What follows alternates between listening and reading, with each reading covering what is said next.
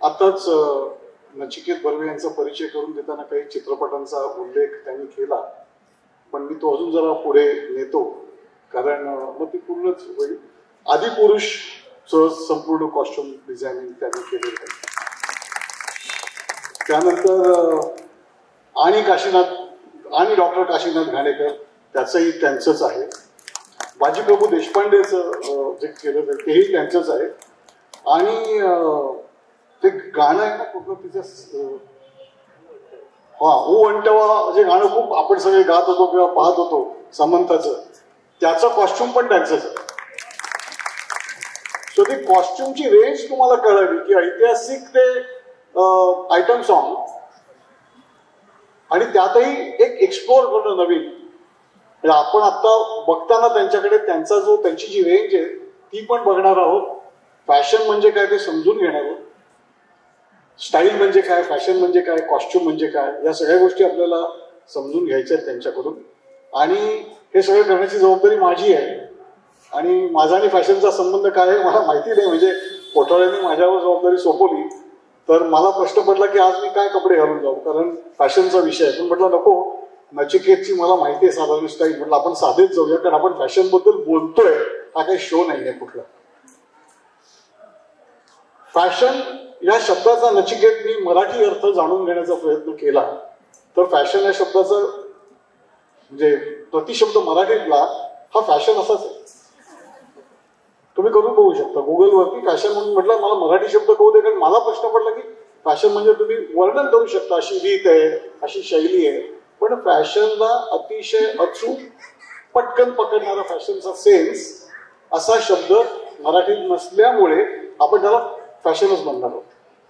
आपल्याकडे फॅशन अनेक प्रकारे वापरतो, काय अलीकडे फॅशन आहे, तिकडे फॅशन आहे वगैरे वगैरे, पण या फॅशनच्या मुळाशी जाण्याचा आज आपला प्रयत्न असणार आहे. नचिकेतचा प्रवास हा खूप समजून घेण्यासारखा, असं त्यांनी सांगितलं की तो पार्लेकर आहे. आणि मला असं वाटतं की त्यांनी त्यासाठीच हे आमंत्रण स्वीकारले बहुतेक की पार्ल्यात जायला मिळते, त्यानिमित्ताने पार्लेकरांशी बोलता येईल. आनंदाची गोष्ट म्हणजे त्याचे वडील डॉक्टर जयंत बर्वे, जे विख्यात डॉक्टर आहेत आपल्याला माहिती आहे, तेही आज हजर आहे तिकडे. आणि त्यांच्या सौभाग्यवती सुरभी, ती सुद्धा आज इथे हजर आहे. ती डिझायनर आहे. सो आज एक छान जसं म्हणजे फॅमिलीचा सेन्स आहे. आणि तुम्हाला हे सांगायला हरकत नाही, कारण आम्ही उन्नतीत एकत्र राहत होतो, इथे उन्नती, त्यामुळे आज आमच्या उन्नतीचे बरेच मेंबर्स पण आलेले आहेत. ते कौतुकाने, ते पण मला खूप छान वाटतं सगळं. तो एक छान घरगुती आहे. तर आपण त्याचा प्रवास समजून घेणार आहोत. अनेकांनी त्याला लहानाचं मोठं होताना आणि खूप मोठं होताना आणि अजून मोठं होताना पाहिलेलं आहे. ते समजून घ्यायचंय की हे नेमकं त्यांनी कसं साध्य केलं, काय केलं एक्झॅक्टली, फॅशन बद्दलचा त्याचा स्वतःचा विचार कसा आहे, या सगळ्या गोष्टी आपण समजून घेऊ आणि हळूहळू तो प्रवास आपल्याला सगळा उलगडत राहील. मला समजून घ्यायला प्रथम आवडेल की फॅशन या विषयाकडे तू आकृष्ट कसा झालास, अट्रॅक्ट कसा झालास. आणि एक मिनिट, सॉरी, हे मी विचारण्याचं कारण तुम्हाला सांगतो. वडील डॉक्टर, आई डॉक्टर, बहीण डॉक्टर, असं सगळं घरातलं डॉक्टरकीचं वातावरण असताना नचिकेतनी एक रिवोल्ट केलं आणि तो म्हणाला की नाही, मी हे करणार नाही. आणि त्याला पालकांनी पूर्णपणे पाठिंबा दिला होता. पण त्याचा हे सगळं प्रवास समजून घेण्यासारखं. पहिलं म्हणजे नमस्कार, थँक्यू सगळे आलात. कारण मी थोडं मागे जातो. मी लहान असताना इकडच्या लायब्ररीमध्ये सबस्क्रिप्शन होतं माझं, त्यामुळे मी इकडनं मॅगझिन्स बोरो करायचो, पुस्तकं बोरो करायचो. आणि ती मॅगझिन्स त्यांची म्हणजे रन थ्रू टाइम झाला की ते 1 रुपयाला आणि 2 रुपयाला फिल्मफेअर आणि स्टारडस्ट आणि फेमिना आणि काय काय काढून टाकायचे. तर ते आम्ही थांबायचो की केव्हा मिळणार ती मॅगझिन्स, कारण आम्हाला पॉकेट मनी नव्हता. त्यामुळे ते 1 रुपयाचं मॅगझिन मिळलं की फार बरं वाटायचं मला.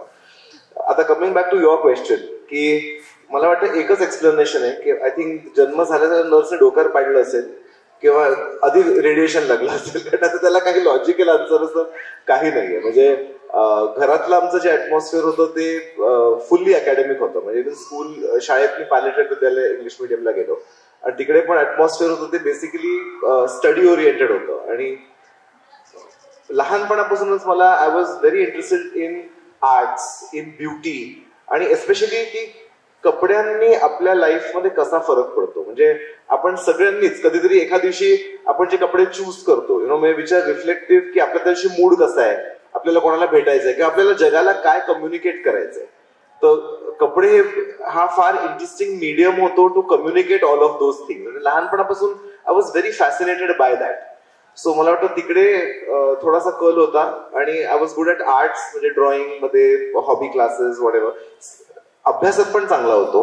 त्यामुळे मी जेव्हा थोडं शुअर होतो की फॅशन मध्ये जायचं, तेव्हा बाबांचे बरेच फ्रेंड डॉक्टर्स, कारण ऑफकोर्स हे 20 वर्ष आधीची गोष्ट आहे. त्यावेळेला आता fashion is become much more common, की सगळीकडे फॅशन, ब्लॉगिंग, स्टाईल, सेलिब्रिटीज हे वर्ड रोजच्या नॉर्मल न्यूजपेपरमध्ये किंवा रेग्युलर कॉन्व्हर्सेशन्स मध्ये कॉमन झाले. 20 इयर्स अगो तर काहीच नव्हतं. म्हणजे त्यावेळेला म्हणजे फॅशन त्याचे असे कोण कोण डॉक्टर, अच्छा म्हणजे ह्याला म्हणजे अभ्यास काही जमत नसेल किंवा म्हणजे हा बेसिकली टेलर होणार का, हा काय करणार, म्हणजे असं खूप तो मोठा ग्रे एरिया होता की हा एक्झॅक्टली फॅशन म्हणजे काय. कारण बरेच आता म्हणजे मी आता डिझायनर असल्यामुळे माझे जे पियर्स आहेत किंवा बऱ्याच लोकांचे म्हणजे my grandmother was from Kapurthala and she had got this great style.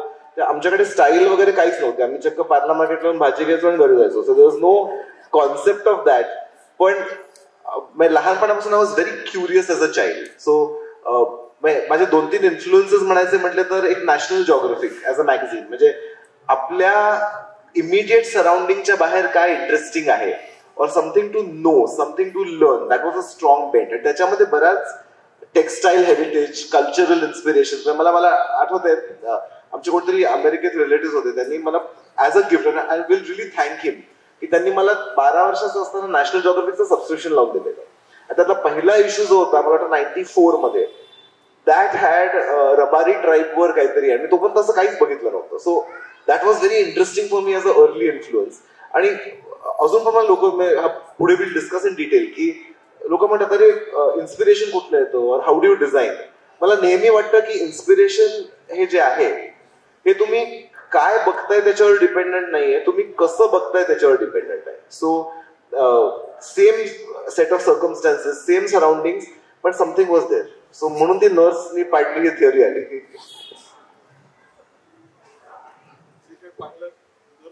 जे पाडलं ते चांगलं पाडले.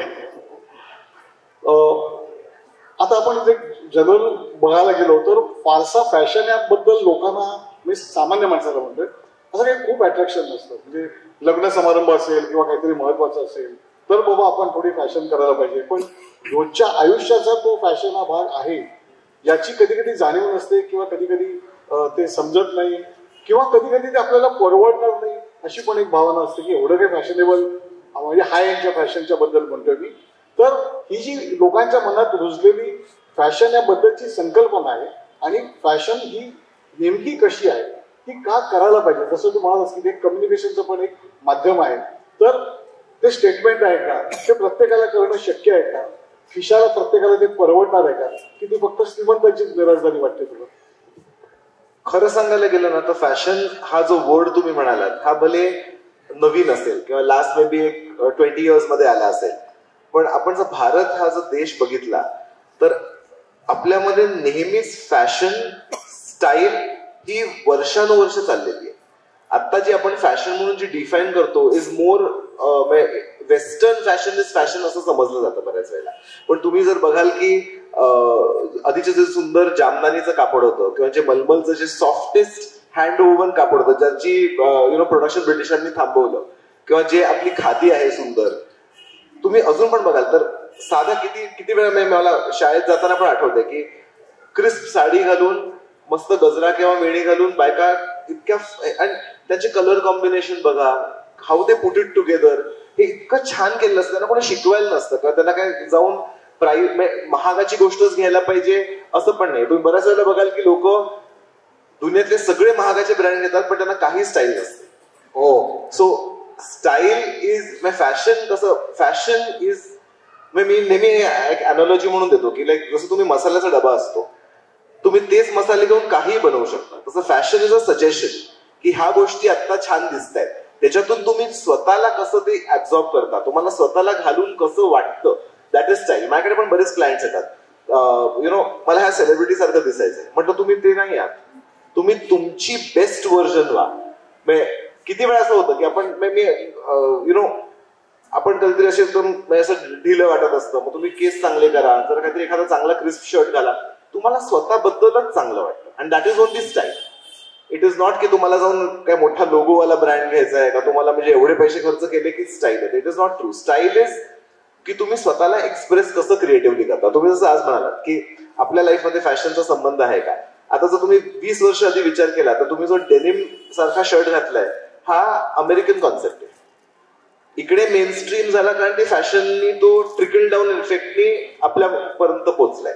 सो फॅशन भले आपण ऍक्टिव्हली ऍब्झॉर्ब करू किंवा पॅसिव्हली ऍब्झॉर्ब करू, आपल्या आजूबाजूला असणारच आहे ती कुठेतरी. साधा कुठचाही तुम्ही कुर्ता घ्या का साडी घ्या का कुठचे पेअर ऑफ शूज घ्या, पॅन्टची जी स्टाईल 70s मध्ये बेल बॉटम होती, मग 50s मध्ये हाय वेस्टची पॅन्ट घालायची. मग आता आपण जुने आजोबांचे वगैरे फोटो बघतो म्हणजे बापरे यांची पॅन्ट किती वर घालायची, ती करता करता लो वेस्ट आली. हे चेंजेस जे आहे ते फॅशनमध्ये नेहमीच राहणार. Style is how you make it work for you and that is democratic. म्हणजे जर तुम्ही जसं मी बोललो की त्या गजरेवाल्या जे एक बाई छान बसते, ती सकाळी आवरून येते, तिचे जे काही कॉन्स्टंट्स असतील त्याच्यामध्ये पण ती टापटीप दिसते, ब्लाऊजचं फिट परफेक्ट असतं, साडी नीट ड्रेप केली असते, गजरा रोज घातलेला असतो. That is what is style. तुम्ही फॅशनला स्वतःच्या लाईफमध्ये कसं ऍब्झॉर्ब करता. ग्रेट ग्रेट, फारच छान. आता मला असं वाटतं की आपण प्रत्येक जण स्वतःला फॅशनेबल मानायला लागलेलो असो. इतकं सुंदर एक्सप्लेनेशन तू दिलेलं आहेस आणि त्याचं एक सबळ कारणही दिलेलं आहेस. दुसरा मला असं म्हणजे स्वाभाविक आहे की फॅशन ही गोष्ट किंवा आपल्याकडे नवीन नाही, कारण इसवी सन पूर्व सालापासून आपल्याकडे कपडे वस्त्र हे सगळं होतं. आणि तू ठिकठिकाणी वेगवेगळ्या निमित्ताने म्युझियम्स पण पाहिलेली आहेस, कारण जेव्हा जेव्हा तू हे ऐतिहासिक मूव्हीज केल्या आहेस त्यासाठी तू रेफरन्सिंगला गेलेला आहेस तिकडे. तिथे तू काय काय पाहिलंस, म्हणजे मुघल ड्रेस, मराठा, आता उदाहरणार्थ तानाजीमध्ये वेगळं कॉस्ट्युम आहे किंवा आदिपुरुषमध्ये वेगळं, हे व्हेरिएशन कसं कसं येतं. सो तानाजीच एक्झाम्पल देतो की आता तुम्ही जर फिल्म बघितली असेल तर त्याच्यात बेसिकली 3 मेन म्हणजे रिजनची लोक आहेत. एक म्हणजे मुघल आहेत, एक राजपूत आहेत आणि एक मराठा आहेत. तर आता हे तिन्ही लोकांचे कपडे जे आहेत ह्याला काहीतरी एक तरी हिस्ट्री. आता मुघलचे बघितले तर तुम्ही सिल्क रूट जो अख्खा होता, म्हणजे राईट फ्रॉम चायनामध्ये जिकडे सिल्क बनायचं, coming via Afghanistan all the way to Turkey, त्याच्यातले जे टेक्सटाईल्स ट्रेड व्हायचे त्याच्यावर रिसर्च करायला लागला. त्यातले काही काही जे जामदानी म्हणजे ढाकातली मलमल होती ते पण पीसेस वापरले, लखनौ मधली एम्ब्रॉयडरी वापरली, कटवर्क वेल्वेट वापरलं. मराठ्यांसाठी महाराष्ट्र देशामध्ये तेवढे टेक्सटाईलचे व्हेरिएशन्स नव्हते. सो अजय देवगणच्या कॅरेक्टरसाठी जास्ती ज्यूट किंवा हँड वोवन कोर्स खादी ही बरीच वापरली गेली. कपड्याचे कलर जे होते ते त्यावेळेला जे नॅचरल डाईज अवेलेबल होते, म्हणजे मंजिष्ट असेल किंवा what ever natural dyes available, त्यांनीच आम्ही डाय करून घेतले. ज्या काजोलच्या साड्या होत्या त्या आम्ही ऍक्च्युली जाऊन येवल्याला शालू आणि धारवाडच्या इकडे इलकल साड्या वीव करून घेतल्या. ती ज्वेलरी पण जी होती ती एक ज्वेलर आम्हाला मिळाले जे छत्रपती शिवाजींच्या कोल्हापूरचे करेक्ट, जे त्यांच्या कोर्टसाठी खरी ज्वेलरी बनवायचे. आणि त्यांच्याकडे ते जे साचे मोल्ड होते ते 400 वर्ष जुने तसेच ठेवलेले होते, कारण त्याला आता मार्केट नव्हतं. आम्ही त्याच्यामध्ये खरी गोल्डची ज्वेलरी रचून घेतली. आणि हे सगळं कसं ऑथेंटिक करायचं, तर त्यावेळेला फोटोग्राफी नव्हती, त्यामुळे म्युझियम मध्ये जे पेंटिंग्स आहेत किंवा कुठच्या फॅमिलीजकडे काय जुने टेक्सटाईलचे पीसेस होते, ज्वेलरीचे पीसेस होते, त्याच्यावर जाऊन मी Victorian Albert museum London, Salarjung museum Hyderabad, Kelkar museum पुण्याला, दिल्लीचं क्राफ्ट म्युझियम, आपल्याकडचं प्रिन्स ऑफ वेल्स म्युझियम, अशा 6-7 म्युझियम मध्ये जाऊन रिसर्च करून तिकडच्या टेक्सटाईल फॅमिलीज म्हणजे ज्यांच्याकडे काय काय जुनं आर्काइव्ह असतील, काय पेंटिंग्स असतील, ती गोळा करून त्याच्यावर रिसर्च करून मग so it took about 2.5 years, 2.5 वर्ष लागले करायला ते. ग्रेट.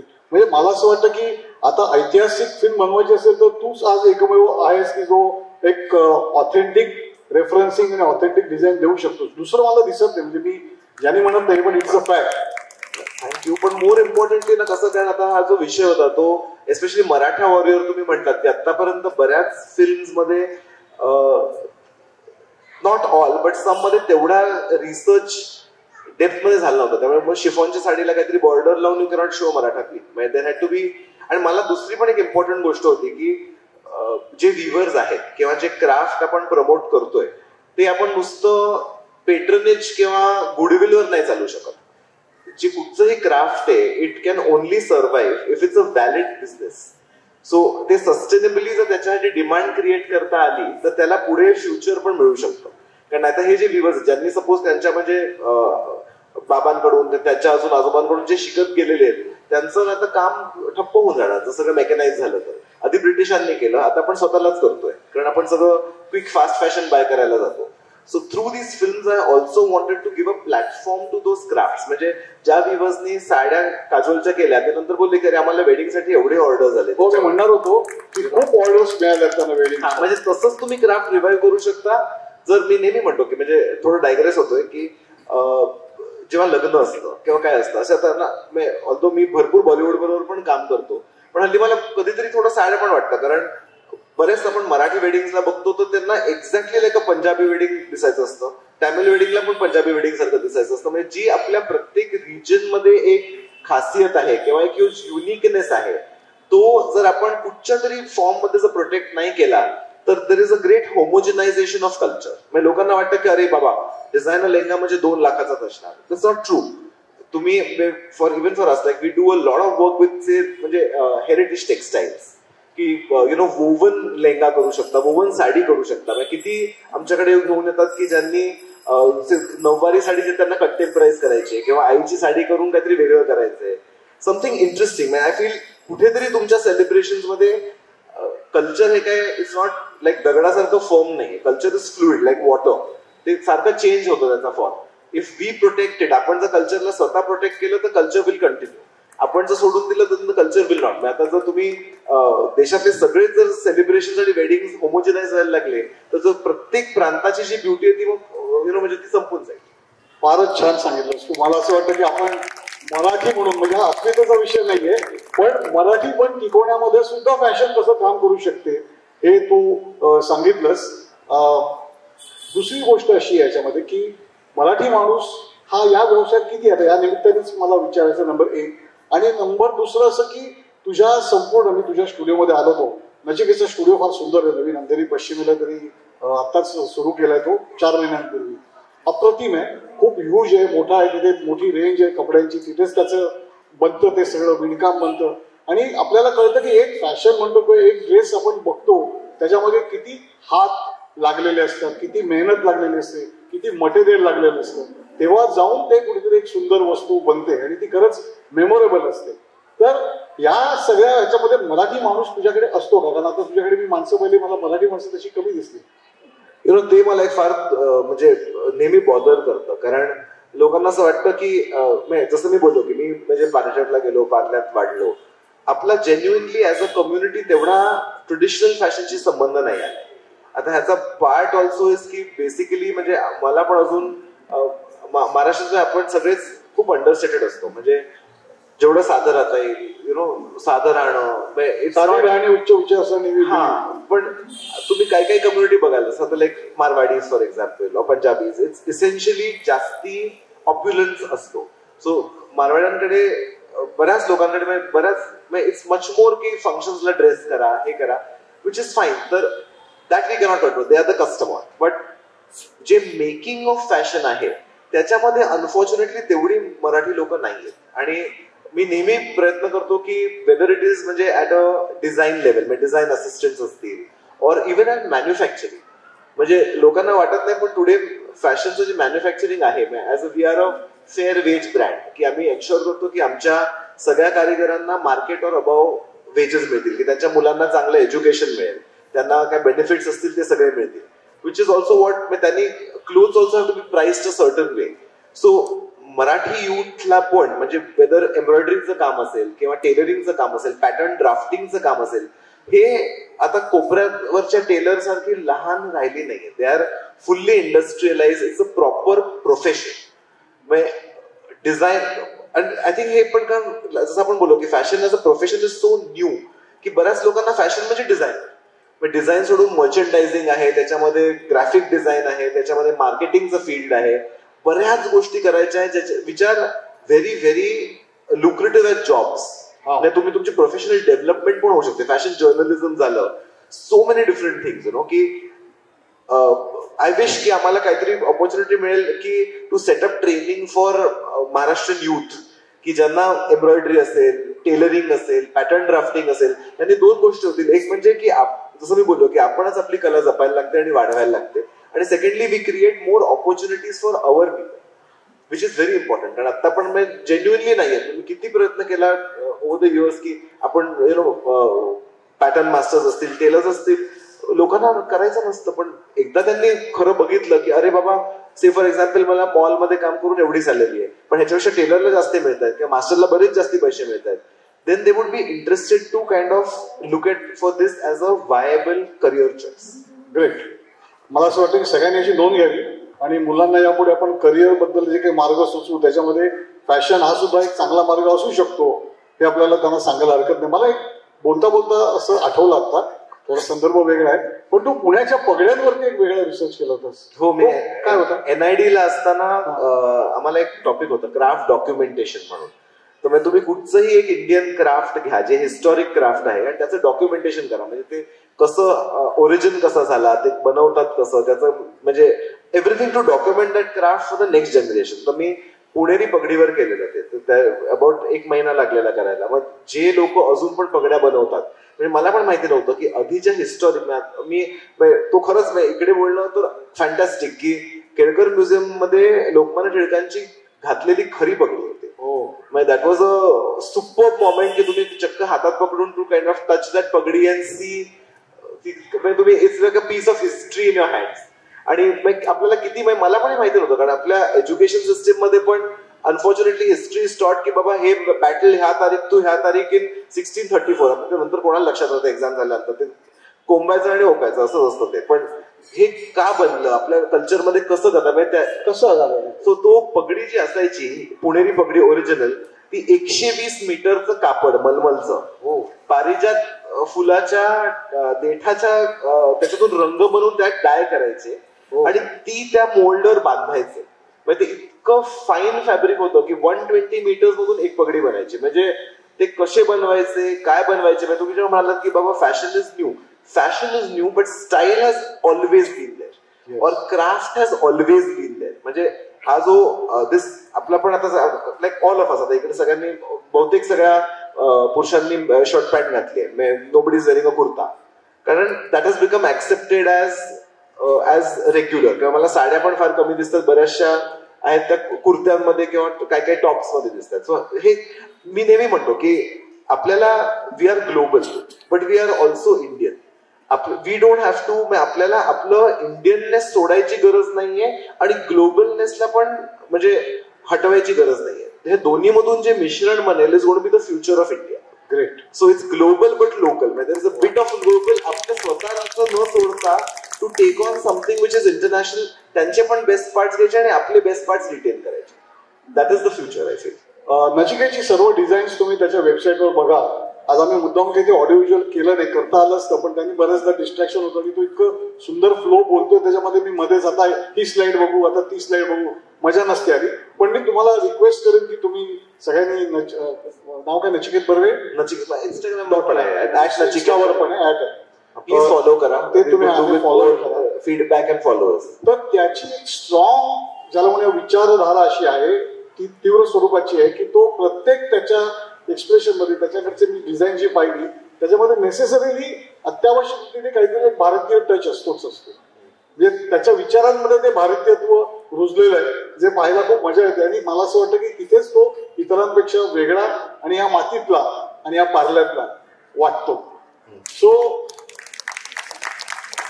पुढचा प्रश्न असा आहे की आता तू सगळ्यांचा उल्लेख केला, शर्ट पॅन्ट साडी वगैरे वगैरे.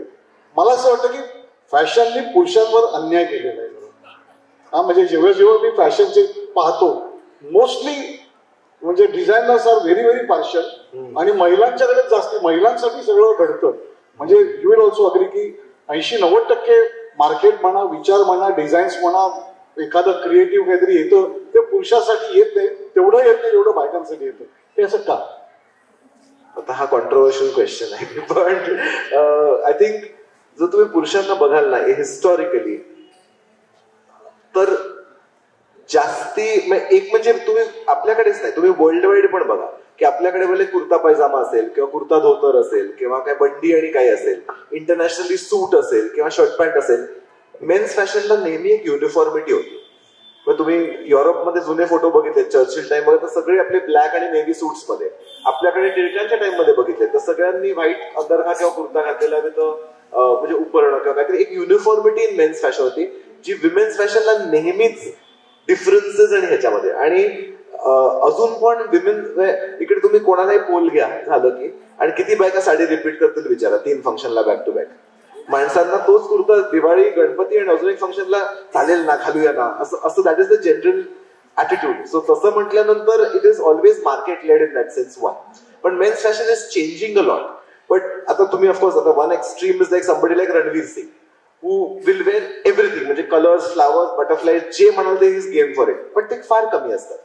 मोस्ट आम्ही पण जे मेन्सवेअर करतो त्याला मला काय असं नेहमी वाटतं की आता माझे बाबा पण इकडे आहेत, त्यांना चांगलं फिट हवंय, लाईट वेट कापड हवंय, चांगलं फिनिश हवंय आणि कम्फर्टेबल हवंय. ते करून मग तुम्ही बाकीचं स्टाईलचं नंतर बोला.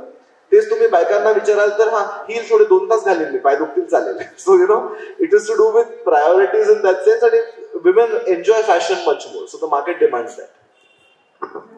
यामध्ये असंही आहे की जेवढे फॅशन डिझायनर्स आज आहेत, म्हणजे मला मेल आणि फिमेल असं काही भेद करायचा नाहीये, पण पुरुष ज्या वेळेला त्यांच्या दृष्टीने स्त्रियांसाठी डिझाईन बनवतात तर ते किती कम्प्लीट असतं किंवा ते कसं असतं. म्हणजे मला कळलं म्हणणं की पुरुषाच्या नजरेतूनच किंवा पुरुषाच्या डिझाईन मधून स्त्रीसाठी वेश जेव्हा बनतो आणि तो स्त्री बनवत नाही तर पुरुष बनवतो, तर त्याचे काही वेगळे इम्पॅक्ट येतात का, इम्प्रेशन्स येतात का? Very interesting question. आता ह्याच्यामध्ये देर इज, आता I go back to my design education. आता मी जेव्हा NID ला गेलो तर तोपर्यंत माझी पण फॅशनची आयडिया होती म्हणजे जे आपण स्क्रीनवर बघतोय किंवा जे ऍक्टर्स घालतायत और सेलिब्रिटीज घालतायत. NID ला गेल्यावर मला पहिल्यांदा कळलं की design is a problem solving tool. That's how we define design. National Institute of Design Ahmedabad NID. So जेव्हा तुम्ही design as a problem solving tool म्हणता तेव्हा यू स्टार्ट थिंकिंग डिफरंटली. तुम्हाला एक एक्झाम्पल देतो की आता जेंडरवर आपण नंतर येऊ, पण आता मला आठवतं डिस्टिंक्टली अबाउट एक 5-6 वर्ष आधी मी आता सकाळी अंधेरी स्टेशनवरून चाललेलो, तेव्हा ऑफिस गोरेगावला होतं आणि मेचा महिना होता आणि बरेच लोक ट्रेनसाठी बससाठी थांबलेली आणि सगळ्यांनी you know tight shirt pant jacket वगैरे काय काय टाय वगैरे घातलेला. म्हटलं हा किती इंडियन वर अन्याय आहे, कारण हे ब्रिटिशांनी डिझाईन केलेले कपडे आहेत for Indians, for weather which is not friendly at all. म्हणजे 42 डिग्रीज मध्ये सगळे आपले घाम घाम घाम करतायत. हे सगळे लोक खादी का नाही घालत आहेत, किंवा हे सगळे लोक इंडियन ब्रिदेबल कॉटन का नाही घालत आहेत. सो हा इट्स अ कंडिशनिंग. आता when it comes to gender, answer in that context की जेव्हा मी कपडे डिझाईन करतो तेव्हा मी माझ्यासाठी डिझाईन नाही करत आहे, मी माय आयडिया ऑफ द कस्टमर पण नाही करत आहे. द चॅलेंजेस की तुम्ही कस्टमरच्या माइंड मध्ये जाऊन त्यांना काय आवडेल हे गेस करा. So I don't think gender plays a big role there. म्हणजे जसं शेफ खातो ते सगळं स्वतः खायची गरज नसते, तसं तुम्ही तुमच्या ऑडियन्ससाठी क्रिएट करू शकता. You don't have to involve yourself is what I feel. Great. आता पण feedback is very important. So just to come to the point, my wife Surabhi, आता she is not designer but she is a marketing head for the brand and she is in fashion management. So ते करताना like sometimes मी काहीतरी बनवीन, I think it's very nice. मग तिने try केला तर तिचा फीडबॅक असतो की बाबा हे असं नाही आवडत आहे किंवा मला हे इकडे कम्फर्टेबल नाही वाटत आहे. So part of being a designer ह्याचा मोठा part is also listening to feedback. मी नेहमी म्हणतो की design is not a monologue, design is a dialogue. की तुम्ही 2 लोकांमधलं कॉन्व्हर्सेशन आहे, नॉट की मी बसून फक्त प्रवचन करेन की तुम्ही हे घाला असं घाला तुम्हाला ह्याने चांगलं वाटेल. हे पुढे मागे संवाद होतो की तुम्ही बरं मी हे घातलं तुला काय वाटतं, व्हॉट डू यू थिंक. आणि हा मी नेहमी कस्टमर्स बरोबर पण करतो. म्हणजे मी जेव्हा चालू केलं तेव्हा त्याच्यापेक्षा इन द लास्ट 17 years मला after speaking to thousands of women मला पण बेटर आयडिया आली व्हॉट विमेन वॉन्ट. हा तो मेल गिब्सनचा क्लासिक क्वेश्चन आहे, ते तसं करायला लागतं की त्याचे थॉट्स काय तुम्हाला डोक्यात इंटरप्रिट करता आले पाहिजे. Then you are a successful designer. तू डिझायनिंग करतोस, एक कॉस्ट्युम किंवा एक काहीतरी डिझाईन केलंस आणि असं होत नाही की त्याच्या एडिशन्स निघाल्या. म्हणजे ते काही फॅक्टरीला चालू करत नाही आपण, ते कपडे बनतात आणि तो कपडा तिथेच थांबतो, पूर्ण वेळ आहे त्याला फुल स्टॉप आहे किंवा त्याचं थोडंफार व्हेरिएशन असेल. म्हणजे मला म्हणायचं असं की त्याचं कमर्शियल एक्सप्लोरेशन आपण करत नाही, त्याचे मल्टिपल युनिट्स जसे कारखान्यात बनतात तसे होत नाही. सो तू बनवलंस एक प्रकारे एंड होतो, तू दुसरीकडे जातोस बनवायला, काहीतरी वेगळा विचार येतो. पण मग कोणतरी कॉपी करतं, कोणतरी त्याचं मार्केटमध्ये आणतं आणि तुझी जी आयडिया आहे, तुझा जो कॉपीराइट आहे, तुझी जी मेहनत आहे, तुझी जी ज्याला म्हणूया की साधना आहे, तपस्या आहे, ती सगळी पाण्यात जाते असं वाटत नाही का ज्या वेळेला लोक फॉलो करतात, म्हणजे कॉपी करतात. हो, असं बऱ्याच वेळेला होतं की तुम्ही काहीतरी करा आणि ते इमिडिएटली कोणतरी, म्हणजे आता एस्पेशली आता सुरतमध्ये किंवा सच लार्ज युनिट्स की ते इंस्टाग्रामवर किंवा प्रोफेशनल फोटोग्राफर्स म्हणून हाय रेज इमेजेस घेऊन सगळ्याच डिझायनर्सचे तुमचा प्रोडक्ट, कारण तुम्ही सॅम्पल्स दाखवता शो मध्ये आणि ते तुम्ही प्रोडक्शन मध्ये आणण्याच्या आधी ते मार्केटला येतात, असं पण होतं. पण विच इज सॅड. पण एक म्हणजे आपले कॉपीराईट लॉज अजून तेवढे फुलप्रूफ आणि स्ट्रॉंग नाहीयेत. आणि दुसरा मोठा प्रॉब्लेम आहे की स्केल ऑफ प्रोडक्शन जी असते ती अजून इंडियामध्ये तेवढी इंटिग्रेट नाही झाली. म्हणजे आता सपोज मला नुसतं डिझाईन द्यायचं असेल आणि I have a partner or a collaborator जो ते एक्स प्राइस मध्ये, जसं आता मी तसे केलेत कोलॅबोरेशन. मी बेडलिनसाठी बॉम्बे डाईंग बरोबर केलंय, where I design the sheets and they were available to buy at 3000 onwards. तसे फॅशन मध्ये आता सपोज मला असे फॉर उदाहरणार्थ काय हाय स्ट्रीट स्टोर म्हणजे वेस्ट साईड असेल, पॅन्टलून्स असेल, लाईफस्टाईल असेल, ह्यांच्यावर जर काही कोलॅबोरेशन करायला मिळालं वेर आम्ही डिझाईन करून दे विल मॅन्युफॅक्चर, तर it is possible. Otherwise it's very difficult. म्हणजे इन्व्हेंटरी तेवढी ते मेकॅनायझेशन करायला. बाबा मला एकदा म्हणाले की मला प्लीज व्हाईट शर्ट्स बनवून दे. म्हटलं तुम्ही प्लीज जा आणि ॲरोला घ्या, कारण ते असे स्वस्त पडते. कारण कारण जेन्युअनली, कारण तुम्ही जेव्हा वेन यू ब्रेकडाऊन लोकांना वाटतं oh designer product is so expensive. पण आता जे jacket my wife Surabhi is wearing that is 10 years old. त्याचं मेक, क्वालिटी आणि quality of design also is so good की 10 वर्षामध्ये पण त्याचं रेलेव्हन्स कमी नाही झालंय आणि त्यांनी कमीत कमी 30-35 वेळा घातलं असेल आतापर्यंत. हा जो कॉन्सेप्ट आलाय ना की बऱ्याच लोकांचा आणि इनफॅक्ट यंगर जनरेशनला because of social media, because of Instagram, की म्हणजे मी रिपीट नाही करू शकत. अरे पण सेलिब्रिटीचे सगळे क्लोथ भाड्याचे असतात, ते काही घेत नाहीत कोणी, म्हणजे त्यांनी न करणं इज डिफरंट. पण हा खरंच इश्यू आहे इंस्टाग्राम आणि याच्यामुळे लोकांना ते रोज रोज कसं वाटतं की आपण नवीन कपडे घातलेच पाहिजेत, नवीन फॅशन केलीच पाहिजे, आणि जे करत नाहीत त्यांना आपण गरीब झालो असं वाटतं. आणि त्याच्यामध्ये इट्स अ व्हॅलिड फिलिंग. जसं मी बोललो की तुम्ही तुमच्या कस्टमरचा फीडबॅक इनव्हॅलिडेट नाही करू शकत. म्हणजे कस्टमरला जर नवीन घालायचंय तर घालायचंय. पण मी नेहमी म्हणतो की what is my strength as a fashion designer, as a costume designer, की मी नेहमी म्हणतो की तुम्ही तोच आउटफिट, सपोज तुम्ही आता हा ब्लू शर्ट घातलाय, हा तुम्ही आज नेव्ही पॅन्ट्स बरोबर घातलाय, उद्या तुम्ही सपोज ग्रे ट्राउझर्स बरोबर घातलात, तुम्ही हॉलिडेला असाल तर शॉर्ट बरोबर स्लीव्ह रोल करून ट्राय करेन. हा म्हणजे तुम्ही एव्हरीबडी की तुमचा जो वॉर्डरोब आहे हा, आणि हा इंटरनॅशनली जास्ती प्रिव्हेलंट कॉन्सेप्ट आहे की तुम्ही 30 चलाऊ गोष्टी घेण्यापेक्षा की ज्या दोनदा घालून मध्ये रंग जातो परत घालू शकत नाही. बऱ्याच वेळेला असं वेडिंग शॉपिंग मध्ये पण होतं, ट्रुझो घ्यायचंय नवीन हे आले आणि ते सगळे कपडे एकदम घेतात आणि ते एका वर्षात इधर फिट होत नाही किंवा आवडत नाही. बेटर स्टील की तुम्ही ब्लॉक्स मध्ये जर घेतलं तर तुम्ही मिक्स मॅच करून वेगळ्या वेगळ्या पद्धतीने घालू शकता आणि मग तुम्ही चांगल्या गोष्टी घेऊ शकता. कारण तुम्हाला दर लुकला रिपीट न करणं ऑल्सो ना, किती मराठी मुली पण किती समटाईम्स एखाद्या चांगल्या साडीमध्ये किंवा हल्ली आणि बरंच फॉर्च्युनेटली तर इट्स सीन अ रिवायवल की तुम्ही साडी बरोबर कंटेम्पररी स्टायलिश जॅकेट ब्लाउज घालू शकता, तुम्ही क्रॉप टॉप घालू शकता. तर ती साडीला पण मॉडर्निटी यायला लागली. तर ती साडी आहे तीच आहे साडी, पण तुम्ही ती चांगली साडी घेतलीत, नाही की तुम्ही पॉलिएस्टर काहीतरी घेतलंय की ते 6 महिन्यामध्ये त्याचा उपयोग पण नाही, त्याचा रंग पण उडतो आणि इट्स अ कम्प्लीट वेस्ट. आणि especially in terms of sustainability, कारण that's something I firmly believe in also. तुम्ही जेवढे कपडे घ्याल ते दोनदा वापरणार, रंग जाणार, फेकून देणार. It's very bad for the planet आणि very bad for your wallet also. So please take care. तू चांगला सांगितलंस प्लॅनेटचं. ऍक्च्युली हा विषय खूप वेस्टमध्ये पण चर्चेला जातो की फॅशन मध्ये चेंज आहे सतत, म्हणजे रोज नवीन फॅशन जन्माला येते कारण ते मार्केट आहे, मार्केटची डिमांड आहे. पण हे सगळं एन्व्हायरमेंटसाठी, प्लॅनेटसाठी वाईट आहे. So in a way fashion industry ही प्लॅनेटची शत्रू आहे की काय, अशा पद्धतीचं एक डिस्कशन नेहमी चालू असतं. त्याबद्दल तुला काय म्हणायचं?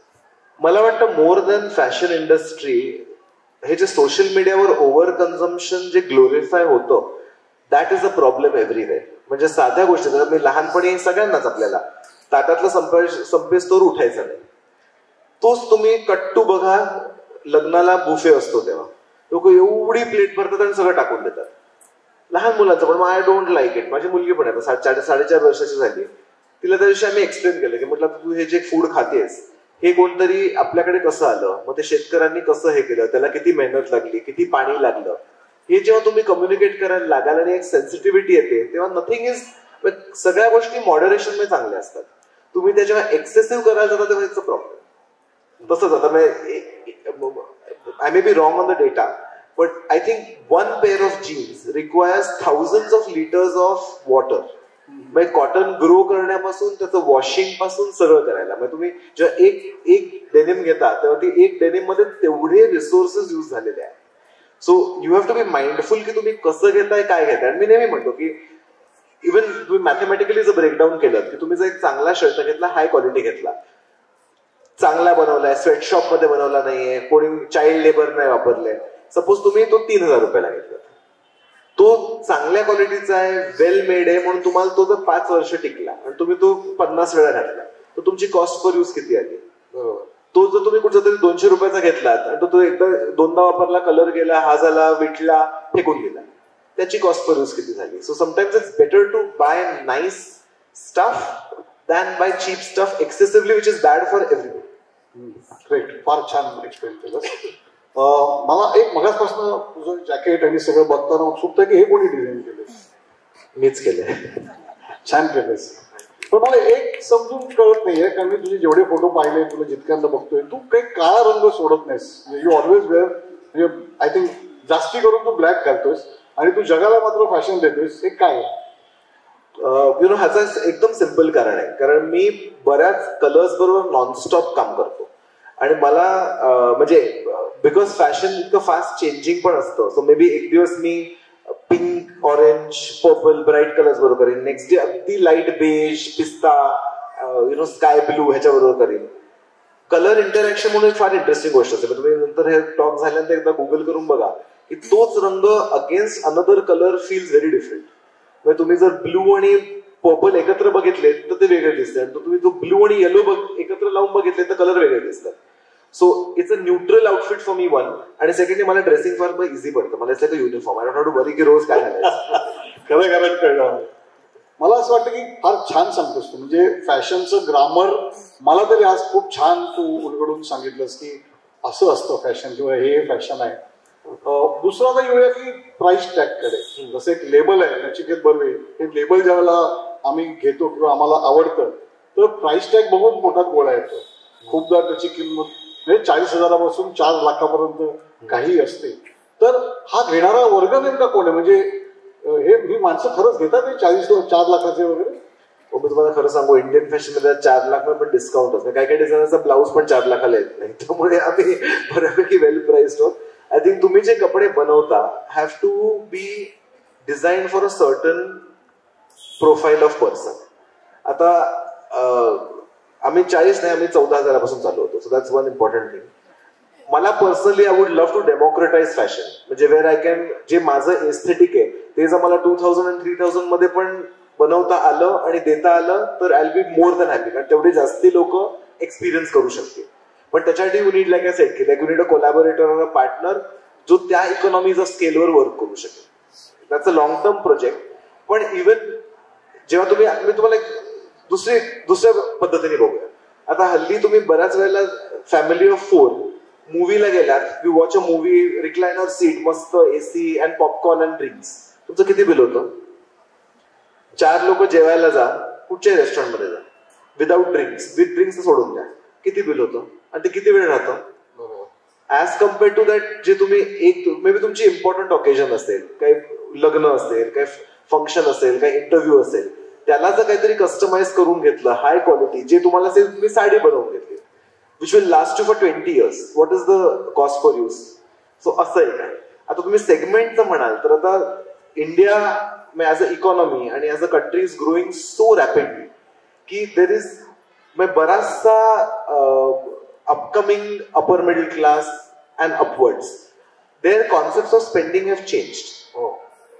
कॉस्ट ऑफ डिझायनर वेअर पण म्हटली तर असं लोकांना वाटतं अरे बापरे याचे एवढे कसे, कारण making cost are also extremely expensive. म्हणजे तुमची राईट फ्रॉम, आता मी ती कशी प्रोसेस आहे आम्हाला सांगा. तू एक कॉस्ट्युम बनवतो, मी तुम्हाला एक एक्झाम्पल देतो. आता सपोज ते मला काय कुर्ता बनवायचा आहे. आता आम्ही फॅब्रिक काय रेडी काय घेत नाही दुकानातून बऱ्याच वेळेला. सो इट इज आम्ही विविंग करून घेतो आणि it's all hand woven. Chanderi will be woven in Chanderi, Maheshwari fabric in Maheshwari, silk असेल तर मे बी साऊथ सिल्क असेल, तर ते तू तयार कपडा ताज असं घेत नाहीस, तू नाही, बनवतोस. बनवून घेतो आम्ही. त्याचं डाईंग असतं, तो प्रत्येक पीस इज हँड डाईड. काही गार्मेंट्सवर आता माझ्याकडे फोटो नाही दाखवायला, पण आता ते एखादं लॉंग जॅकेट असेल तर त्याच्यावर आतापर्यंत आम्ही सगळ्यात जास्त एम्ब्रॉयडरी केली ती 3,500 तास एम्ब्रॉयडरी केली. हो. सो तर 3,500 तास जर त्याच्यावर हँड एम्ब्रॉयडरी केलेली असेल, आणि we also want to ensure welfare for the workers, तर the cost is bound to be. पण आता तुम्ही जर आता म्हणजे हल्ली जे रिसेंट वेडिंग जेवढे न्यूज मध्ये आलेत किंवा कुठे तुम्ही सेलिब्रेशन बघाल, तर सगळ्या आता माझ्याकडे किती क्लायंट्स आहेत त्यांचं, मला दे आर व्हेरी स्ट्रेस्ड, कारण त्यांना ना एका सीझन मध्ये 5 वेडिंग्स आहेत फॅमिलीमध्ये, फ्रेंड्समध्ये, आणि प्रत्येकाची 5 फंक्शन आहेत, संगीत, मेहंदी, हल्दी, कॉकटेल, वेडिंग, रिसेप्शन, आणि त्यांना ट्रॅव्हल पण करायचं. त्यामुळे वेलकम ब्रंच आहे, हे ते एवढे फंक्शन्स असतात, आणि सगळ्याला ड्रेस कोड आहे. म्हणजे लोकांना तर म्हणजे असं सेमी हार्ट अटॅकच येतो तिकडे पहिला. एकाला मोरक्कन फ्लेवर, एकाला कार्निवल वाईन, एकाला फ्लेमिंगो शिक. म्हणजे आता हे काय, व्हॉट डज दिस मीन? ते सिम्पल गोष्ट करतात, ते मला व्हॉट्सअप फॉरवर्ड करतात. आता प्लीज याला काहीतरी बनवून दे, किंवा आमच्याकडे आहे ते मला स्टाईल करून दे. So that is the way. But customer, see, fashion can only exist if there is a customer for it. So the right customer comes for your product. You don't have to go and chase the customer. Customer will come to you. Great. हा जो काही आता प्रवास बघितला नचिकेतचा, आपण म्हणजे 4 लाखाचा dress त्यांनी सांगितलं किंवा अजून तुझ्या किमती वाढत जाऊ आणि त्याला गिरायकी मिळव, पण हा प्रवास काही एवढा सोपा झालेला नाही. तू त्यातला जो काही खाचखळगे तू सहन केलेस, तू न्यूझीलंडला गेलास, तू शिकताना अनेक त्यामुळे एफर्ट्स घेतले, मेहनत घेतली, तर ते पण त्याच्या मागे बरंच काही आहे, ते जरा सांग ना मला. सो माझी जर्नी अशी म्हणायला गेलं तर म्हणजे ऑफकोर्स लाईक आय सेड की Parlekar, Parle Tilak, all of that. मग मी 11वी 12वी, कारण मला 10वी, मी लहान 6-7 वर्षापासून I to sketch clothes and म्हणजे ड्रॉइंग. मला आय वॉज व्हेरी क्लिअर की मला डिझायनर बनायचंय. I will give full credit to my parents. आई आज नाही, शी इज ट्रॅव्हलिंग, की त्यांनी डिस्पाइट बिंग डॉक्टर्स, त्यांना स्वतःला तिकडे काही संबंध नसताना त्यांनी कधी म्हटलं नाही की तू डिझायनर बनू नको, किंवा फोर्स नाही केलं की तू डॉक्टर बन. म्हणजे मला लहानपणी मे बी 4 वर्षाचा वगैरे असेल, आणि जे पार्ल्यात राहतात त्यांना माहिती असेल की तो जो शान टॉकीज वरून कोल्डोंगला रस्ता वळतो, तिकडे कोपऱ्यावरती एक मोचाचं दुकान असायचं. आता जिकडे मंदिर आहे ते, आणि तिकडे येता जाता मी रोज बघायचं. मला may be as a child काहीतरी ते फॅसिनेटिंग वाटलं असेल की बाबा हा काय हाताने काहीतरी बनवतोय. The process and the act of creation, की तुम्ही काहीतरी निर्माण करताय, was very interesting for me. So मी आईला सांगितलं मला मोची बनायचं. सो बऱ्याचशा आईने तो लाटण्याने मारलं असतं. So instead of that she said okay fine, you become a mochi but become the world's best mochi. So they were both very liberal and very extremely supportive. But 20 years ago it was a very extremely unorthodox choice for a boy in a Maharashtrian household to become a designer. मला इथे थोडंसं थांबवतो. तुझ्या या जर्नीमध्ये आईचा impact किती आहे तुझ्या डिझाईन्स मध्ये? आईचा इम्पॅक्ट सटल लेवलला असेल किंवा माझा इम्पॅक्ट आईवर आहे. म्हणजे आईच्या साड्या मी चूज करायचो. त्यामुळे मला आठवतं मी कुठचं तरी, आणि ती भयंकर सपोर्टिव्ह आहे. म्हणजे मला अजून आठवतं मी इकडे पार्ल्यातलंच, इकडे पुढे जाऊन राईटला समोर एक दुकान आहे, आणि त्याच्याकडे एक झटॅक रेड साडी होती. झटॅक म्हणजे इट कॅन बिकम मोर झटॅक, आणि it was a georgette with सॅटिनच्या पट्ट्या. म्हणजे फुल डिस्को दिवाने होती साडी. आणि मी ती, मला वाटतं 3रीत काहीतरी इन्सिस्ट केलं की हीच साडी घ्यायची म्हणून, आणि त्यांनी घेतली पण आणि नेसली पण. म्हणजे I will give a full credit for that.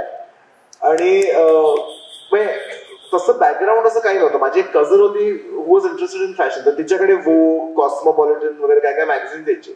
So little bit of visual तिकडे थोडं डेव्हलप झालं. मग बाकी पार्लरचे सगळे मला रद्दीवाल्यांचा मॅप मी झोपेत काढून द्यायची, कोणाकडे काय मॅगझिन केव्हा यायचं. So that was my other influence. आणि ते करताना मग मी, पण फक्त त्यांचं होतं की 10वी झाल्यानंतर काय तेव्हा there was no career called fashion. There may be अख्ख्या कंट्रीमध्ये तेव्हा 15-20 डिझायनर होते. सो ते की तुम्ही at least do BCom, so you have a degree in hand. So मी NM ला गेलो, 2 वर्ष NM ला केलं. मग I lived in New Zealand for 2 years. मी तिकडे लॉंग डिस्टन्स एज्युकेशन मी केलं, आणि मी तिकडे माझा first job was in Burger King in Auckland. तिकडे मी पहिल्या वीकला राईट फ्रॉम टॉयलेट धुण्यापासून, डिशेस धुण्यापासून, मग बर्गर कसे बनवायचे, सेल कसे करायचे, how to communicate to customers. I got a award for best selling also. So that was तसं म्हटलं तर इट वॉज व्हेरी अनऑर्थोडॉक्स. मी फक्त 17 वर्षाचा होतो आणि मला आई सोडायला आलेली, but then I was on my own. मी पहिल्यांदा जाऊन तिकडे फोरेक्स त्याच्यामध्ये फॉरेन एक्सचेंज म्हणजे रुपीज टू डॉलर्स करून घेतले, 2-3 ठिकाणी रेट काढून. I went and open a bank account, how to म्हणजे कम्युट इन द सिटी, हे सगळं शिकण्यासारखं म्हणजे स्वतःनी शिकायला झालं. How to deal with people, कारण कसं असतं तुमचं वर्ल्ड पार्लाच होतं पार्लाच होतं. मी बँड्राला पण मला वाटतं कधी गेलो नव्हतो. मग पार्ला टू पार्ला बेस्ट झालं विथ NM. मग NM वरून सडनली इट बिकेम तुमचे बाकीचे आजूबाजूच्या स्टुडंट्सचा कोरियन्स आणि चायनीज आणि जॅपनीज, आणि so that became a very big pool to work with. न्यूझीलंडला 2 years राहिलो, मग आलो, मग मी TY BCom परत NM मधून केलं. But by then I was sure की I want to become a designer. आणि मग मी निफ्ट आणि NID दोन्हीला अप्लाय केला. Fortunately I got through both on the first try. So मग दोन्हीमध्ये मग मी NID ला माझा काय स्केचेस वगैरे बनवायचं होतं, मी घेऊन गेलो आणि तिकडे टीचरला दाखवले की म्हटलं do you think this is potential, की आपलं, कारण काय त्यावेळेला म्हणजे तो only 2-3 names known was Manish Malhotra, Pujani Sandeep Khosla, Ritu Kumar, एवढीच नावं माहिती होती. So design as a career versus design to say famous लोकांना भेटा, सेलिब्रिटींना ड्रेस करा, त्याचं वरचं जे ग्लॅमर आहे का तुम्हाला खरंच असं career choice with like with great shiddat, like you say, like with devotion, do you want to do something? That's very important. So NID, the teacher gave me feedback that no, this is a promising portfolio. Then I chose NID. हो. ते पण छान होतं, कारण आमचा पॅलेट्रेसचा campus छान होता, म्हणजे वडापाव वगैरे सगळे बाबूचा वडापाव. हा, NID ला गेल्यानंतर सडनली म्हणजे मला आठवते पीकॉक ऑन द कॅम्पस, म्हणजे मोर फिरतायत, झाडं आहेत. It was a very different वे. म्हणजे तिकडे क्रिएटिव्हली तुम्हाला ब्लॉक आला, you go and sit in the lawn and you sketch something. परत इंडियातले सगळ्या प्रांतातले स्टुडंट्स आणि सगळ्यांचा कॉमन गोल होतं. NID was a big life change in that sense. आणि NID ला दरवर्षी एक स्कॉलरशिप फ्रेंच गव्हर्नमेंट ऑफर करायचं की, and this was before globalisation relief had happen, की एका स्टुडंटला ते सिलेक्ट करून पॅरिसला एकोल दे आर्ट डेकोरेटिव्स एनसाइडला पाठवायचे आणि you had like a exchange programme. So I won that scholarship. आणि मग मी तिकडे एनसाइडला गेलो आणि of course the first shock was की obviously France being France, everything was in French. म्हणजे त्यामुळे नोशे पापा पावले ऑंगले, सो एव्हरीथिंग म्हणजे व्हेरी स्नॉबिश. शिकला मी 11वी-12वी केलेलं, पण ते म्हणजे विंडोला काय म्हणतात आणि डोरला काय म्हणतात एवढंच होतं. मग मी 2 महिने अलियन्स फ्रान्सिसला अहमदाबादला राहून आहे stayed back in the vacation to learn French and speaking French. मग मी तिकडे 6 महिने स्कूलला एक्सचेंज प्रोग्राम केला. मग तिकडे तुम्ही काय काय फॅशनचं शिकता करता, पण more than that it was a wonderful time to be in Paris. की before like the brands came your to go and see. मग त्यांचे कुठचे वर्कशॉप्स मध्ये त्यांचे पण वर्कशॉप्स जसं इंडियामध्ये क्राफ्ट आहे तसं Paris also. France is a very long history of craft. म्हणजे शूज दे आर मास्टर्स. म्हणजे जो कोण फक्त बटन बनवणार तो बटनच बनवणार. आणि ते आता नाही, ते 150-200 वर्ष जुने बिझनेस आहेत. हो. So you will learn excellence there. That was a very important learning. मग मी आलो इकडे, मग मी माझं NIDचं एज्युकेशन कम्प्लीट केलं. मग मी 6 महिने NIDला शिकवलं. ते पण as a process was very nice, कारण एक म्हणजे you get a chance to give back, which I feel is very important. आणि दुसरी गोष्ट म्हणजे you are able to also learn from students. मग हा सगळा करताना तू एकदम लॅक्मेमध्ये आला असेल, एकदम म्हणजे ते होतात आला. मग मी 10 साली मला वाटतं 2010-7. सो मी त्याच्यानंतर मग दिल्लीला ऑलमोस्ट 8-10 महिने काम केलं. आणि मग तेव्हा लॅक्मेचा जेननेक्स म्हणून प्रोग्राम त्यांनी लॉन्च केलेला. म्हणजे तुम्ही as a new designer they used to select from across India आणि you were allowed to show 10 garments. आणि काहीतरी त्यावेळेला नॉमिनल फी होती म्हणजे compared to a show. So it was like a contest की तुम्ही एंटर करा, if you are selected you will get to show. सो मी 2007 मध्ये पहिल्यांदा लॅक्मे फॅशन वीकला 10 गार्मेंट्स मी चालू केलं. मी आणि अजून एक डिझायनरचा अर्धा स्टॉल होता. आणि आम्हाला दोघांना काही बिझनेस बद्दल माहिती नव्हतं. मग कसं आम्ही बसून तिकडे मग कॉस्टिंग कसं करायचं, बायर्सशी कसं बोलायचं, how to sell, how to put forward a brand. पण I was very clear on my S. माझा तेव्हा डिझाईन केलेला लोगो अजून तोच लोगो आहे. So in terms of visual language, माझं एस्थेटिक, मला काय एक्सप्रेस करायचंय, that I was very clear. पण of course we don't come from a business family, nor do we come from a business culture. म्हणजे महाराष्ट्र बरेचसे इतर सर्व्हिसमध्ये असतात किंवा फार कमी लोक बिझनेसमध्ये असतात. सो हे जे बिझनेसचं understanding, that has taken a long time to learn. पडायला होतो, उठायला होतो, you learn, you make mistakes, पण दॅट टूक अ व्हाईल. आणि मग लॅक्मेमध्ये आल्यानंतर म्हणजे इट वॉज लाईक तुम्हाला Mohammed comes to the mountain, जे माउंटन कम्स टू मोहम्मद तसं झालं. म्हणजे युअर एव्हरीबडी जे इंडस्ट्री एक्सपर्ट्स आहेत, प्रेस आहे, बायर्स आहेत, they all are there to see your work. And then they like मोठा ब्रेक होता किंवा मोठी गोष्ट होती. Yes, and I'll give credit to my father there because I was like मी कसं करणार, मी दिल्लीला होतोय माहित नाही, and he's like no do it, काहीतरी होणार. पण मी बॉम्बेमध्ये 8 वर्ष राहिलो नव्हतो, त्यामुळे मी जेव्हा अप्लाय केलं ना, I got through, then I was like oh my god आता काय करायचं. So then I came back from Delhi. आणि तेव्हा मला मुंबईमध्ये मी लिटरली मला इकडे फक्त एक सोनिग्रा म्हणून दुकान आहे तेवढं एकच माहिती होतं, जिकडनं काहीतरी नीडल बीड लाईक यायची. बाकी मला एक दुकान माहिती नव्हतं, एक मास्टरजी माहिती नव्हता, कपडे कापड कुठे मिळतं ते पण माहिती नव्हतं. मग मी पहिला 1 महिना मुंबईच्या सगळ्या झोपडपट्टीमध्ये, म्हणजे literally I am not joking, Jogeshwari, Andheri, Gilbert Hill, इकडे तिकडे, right till Dharavi, all the way till म्हणजे ते मराठा मंदिरच्या लिबर्टीच्या मागे मराठा मंदिर, दॅट एरिया, नागपाडा, सगळीकडे फिरलो. भरपूर लोकांनी उल्लू बनवलं, हा कल आप जाओ मैं कल तक बना देतो. ते कल म्हणजे करता करता 1 महिना गेला. देन आय फाउंड अ मास्टरजी जे एट्रिया मॉलच्या मागच्या वरळीच्या झोपडपट्टीत होते, बाय वर्ड ऑफ माउथ. मग मी 2 महिने ते जे 10 ड्रेसेस होते ते त्यांच्याकडे, मला पहिल्या आठवड्यात रिअलाइज झालं की आपण जर निघालो तिकडे काही होणार नाही. मग त्यांच्याकडे ती रूम एवढी लहान होती की म्हणजे ह्याच्या आपण 1/3 असेल. मग ते 2 मशीन आणि मास्टरजी आणि मी बाहेर बसायचो स्टूलावर, आणि मग टॉयलेट पण नव्हतं. So I to go to Atria every time I need to use the washroom. असं 2 महिने बसून तिकडे कलेक्शन केलं आणि मग ते लॅक्मेला दाखवलं. म्हणजे दॅट वॉज क्वाईट असं लोकांना वाटतं ना, ओ ऑफकोर्स म्हणजे like what is so easy. It's not easy आणि it is continuously even not easy today also. कारण एव्हरी डे मी नेहमी म्हणतो, म्हणजे ज्यांनी ग्रीक मायथॉलॉजीचा मेड्युसाचा कॉन्सेप्ट ऐकला असेल की ते एक साप डोक्यातून निघतो, तो कापला की अजून निघतो. It literally is like that की काहीतरी तुमचं रोज चेंज होतं. Every 1 year fashion changes, the system changes, everything changes. So you have to be very agile. तुम्ही असं मी आता बॉटल कॅप एक बनवली की आता तीच बॉटल कॅप बनते असं नाही, ते रोजच वेगळं काहीतरी नवीन निघत असतं त्याच्यात. तुझा गुरु किंवा तुझं मोटिवेशन तुला या क्षेत्रात कोण आहे का, जो ज्याचा तुला वाटतं की तुझ्यावर इम्पॅक्ट आहे किंवा आवडेल तुला? मला वाटतं for me a big inspiration is Coco Chanel, the French designer. कारण she was the first woman designer, not first but among the first. आणि तिने फॅशनमध्ये एक फंक्शनॅलिटी आणली.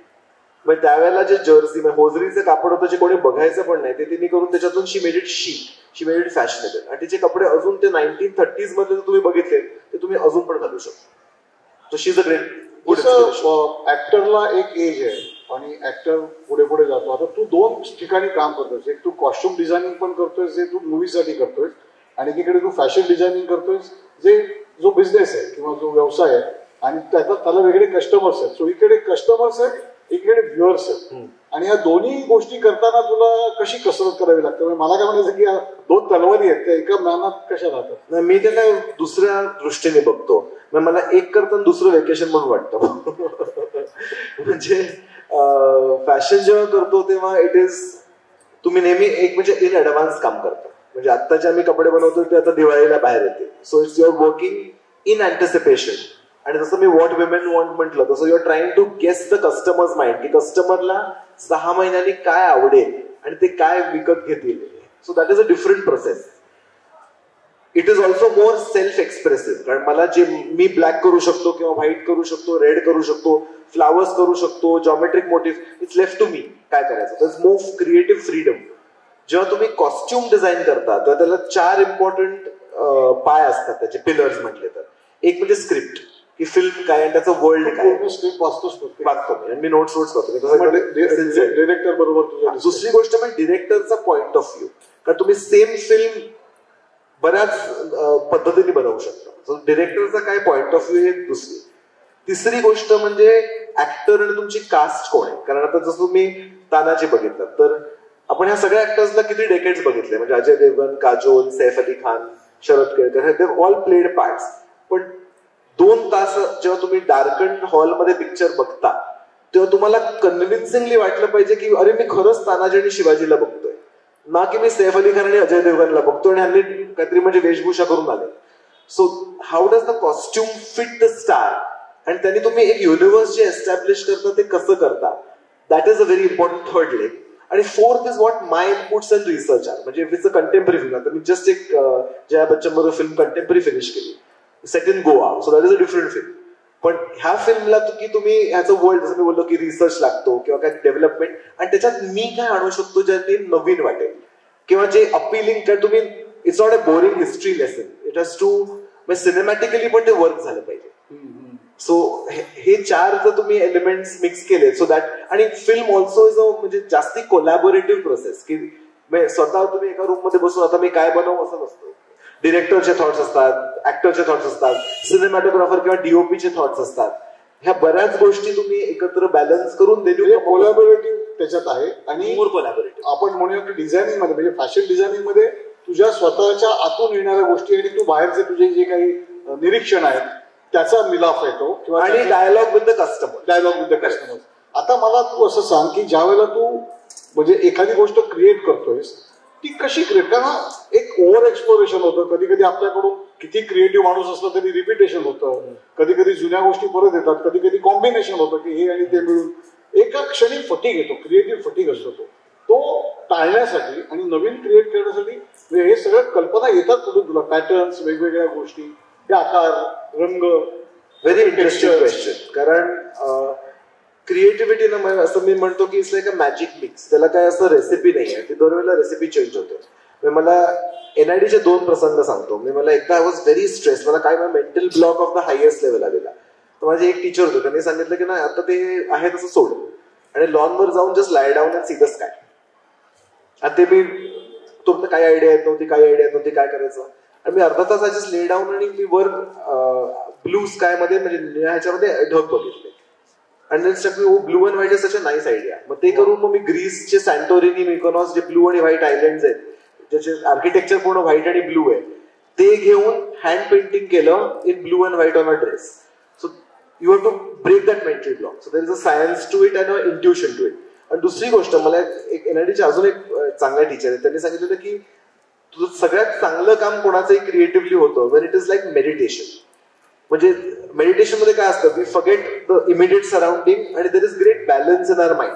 It's a very meditative therapeutic process where you are at piece.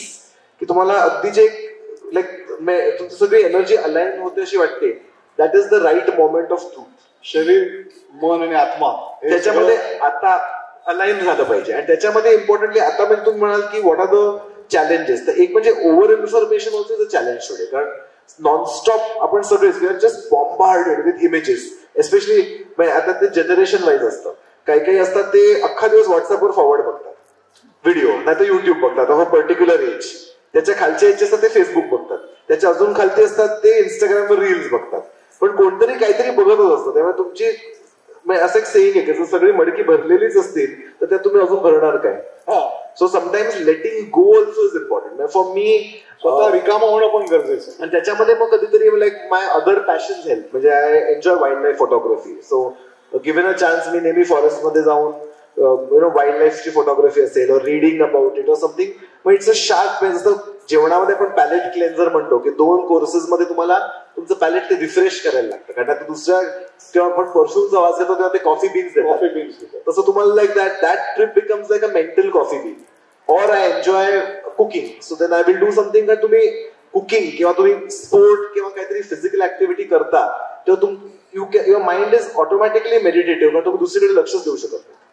तुम्हाला जर एका सांगितलं की बाबा इकडने असं तो रस्ती बांधली आणि सांगितलं त्याच्यावर चाला, तर तुम्हाला तुमचं सगळं लक्ष तिकडेच असतं की your mind is automatically clean.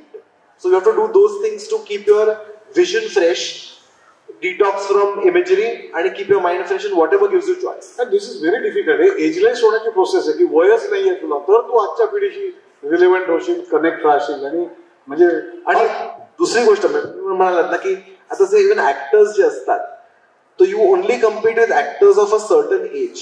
म्हणजे तुम्ही जर कोणाच्या फादरचा रोल करणार असाल तर you are considered against actors of a certain age. Category तीच आहे. If you are playing a college student there are 10 actors who are playing college students. When you are a designer, you are competing with the grandfather, the father, the son and everybody else. So you have to be relevant for whoever you are talking to. पण सांग आता तू गेली 14-15 वर्ष काम करतोस आणि आता म्हणजे टॉपला आहेस आणि भारतातला महत्वाचा फॅशन डिझायनर्स आहे, तर तुझ्या मागणं येणाऱ्या जनरेशन बरोबर तू कसं कॉम्पिट करणार आहेस? पण ते नवीन कल्पना घेऊन येतील. म्हणजे रेलेव्हंट राहण्यासाठी तुला काय प्रयत्न करावे लागतील असं तुला वाटतं? एक म्हणजे तुम्ही आय डोंट थिंक तुम्ही consciously competition can also be healthy. Competition does not mean unhealthy competition. कारण जे कोणी चांगले काम करतात ते इन्स्पायर. मी त्यांचा नुसतं एनव्ही करणं स्वतःला सॅड करण्यामध्ये काय होणार नाहीये. तुम्हाला जर बार इकडे आणि तो बार कोणी इकडे जाते, तर you have to aim to go higher. So you have to look at competition as a positive stimulus than a negative feedback. That's one thing. आणि सेकंडली मला वाटतं तुम्हाला मी 80 वर्षाच्या माणसाशी पण बोलू शकतो आणि 1 वर्षाच्या मुलाशी पण बोलू शकतो. So if you can span that age is a very mental concept. Of course तुमचे गुडघे दुखतात आणि बॅक दुखते, त्याला काही करू शकत नाही, एक्सरसाइज करायला लागतो. पण mental ageing has to do with how relevant you feel. आणि बऱ्याच लोकांचं असं होतं की तुम्ही विदाउट रिअलायझिंग स्वतःच्या आजूबाजू भिंती बांधत जाता. म्हणजे whether you engage with people only of a certain age और of a certain social status और ऑफ अ सर्टन लोकॅलिटी और अ सर्टन, म्हणजे तुम्ही जेवढं तुमचं वर्ल्ड नॅरो कराल तेवढं तुम्ही पटकन येत होता.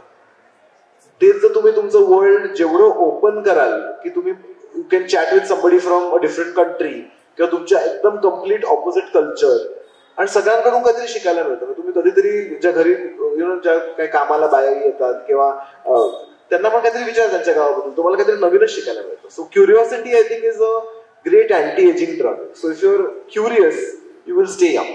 ग्रेट. आणि खरंच आहे की कुतूहल हाच यंग राहण्याचा मार्ग आहे. गप्पा खूप झालेले आहेत आणि मला असं वाटतं की अजून मारावेत, पण वेळेचं बंधन आहे, आता 9 वाजायला आले. एकच शेवटचा प्रश्न मला विचारायचा आहे आणि तो उत्सुकता म्हणून आहे की तू अगदी अमिताभ पासून ते अजय देवगण पर्यंत अशा मोठ्या, म्हणजे काय म्हणतात, मोठं क्षेत्र आहे किंवा मोठी व्याप्ती आहे, प्रत्येकाबरोबर काम केलेलं आहे. तुला ह्या लोकांबरोबर काम करताना काय वाटत होतं किंवा कसं तुझं, म्हणजे तुझा अनुभव किंवा तुझी एनरिचमेंट, तुझं इंटरॅक्शन?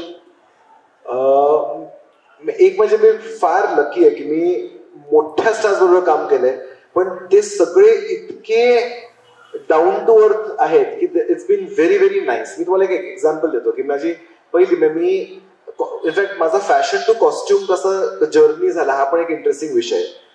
मला पहिल्यांदा मी पर्सनल कपडे जया बच्चनसाठी बरेच वर्ष पहिल्या कलेक्शन पासून करत होतो. आणि बाबा ते is been there family doctor for many years, so they knew me as a child. पण म्हणजे ठीक आहे, like doctor's child kind of a thing. So मी एकदा जेव्हा NID वरून आलो तेव्हा मी I took a appointment and I went to me माझं काम दाखवायला गेलो की मी बाबा हे असं करतो काय. And she was very impressed. And त्यांना एक because she seen so much of the world and the best of the world and they got genuinely got excellent taste.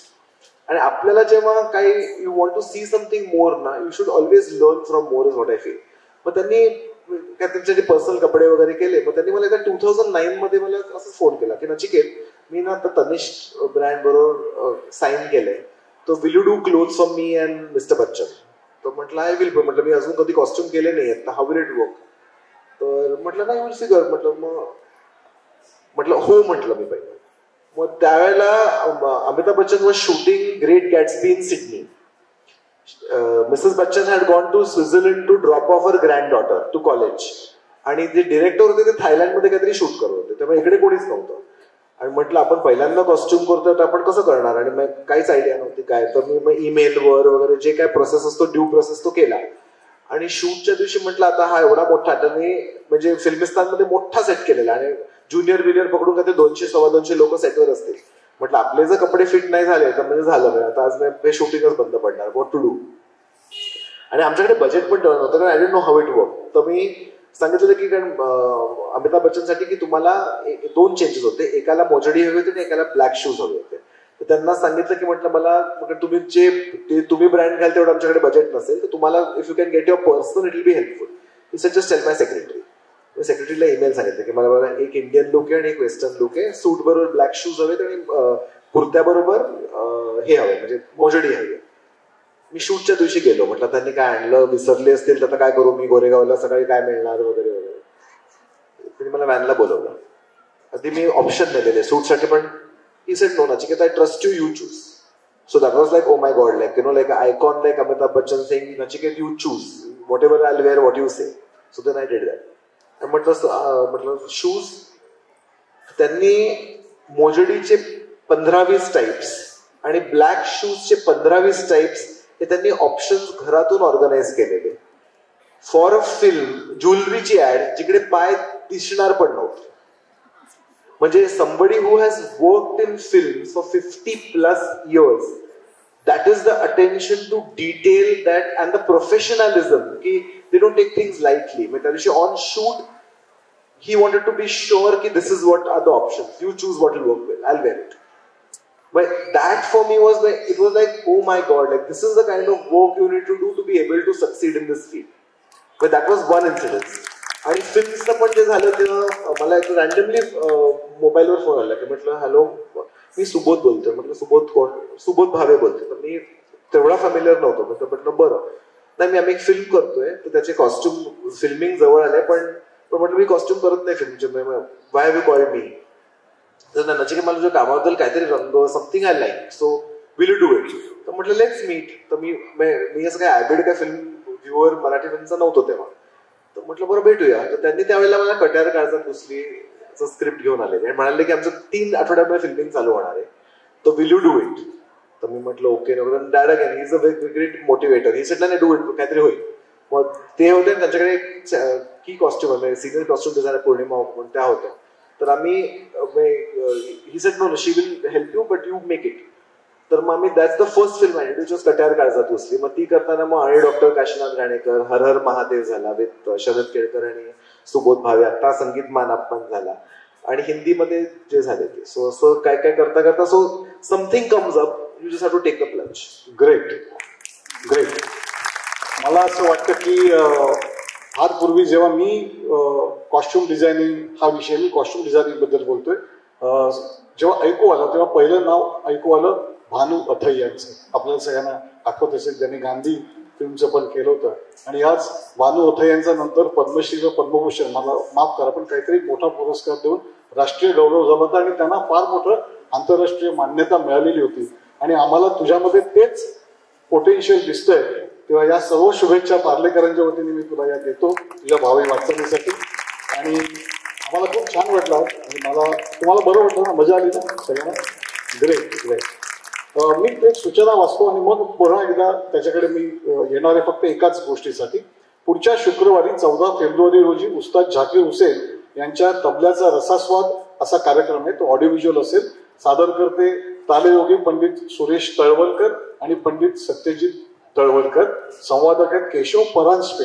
हा पुढल्या शुक्रवारचा कार्यक्रम तुम्हाला माहिती आहे. आपण ते आकाशवाणीला कसं असायचं पुन्हा आपली भेट तसं आता पुन्हा आपली भेट शुक्रवारी संध्याकाळी 7:40 असणार आहे. आणि ग्रंथ प्रदर्शन मात्र रोज असणार आहे 16 फेब्रुवारीपर्यंत. त्याची वेळ आहे सकाळी 10 ते रात्री 9 वाजेपर्यंत. तेव्हा मॅक्सिमम जास्तीत जास्त संख्येने तुम्ही इथे यावं असं मी तुम्हाला विनंती करतो. मला आता तुला असं सांगायचं की तुला जेव्हा असं वाटतं की नाही मला फॅशनमध्ये अजून काहीतरी पुढे करायचं आहे तुला तुझा पुढचा मार्ग कसा दिसतो या प्रश्नावर मला शेवट करायचं.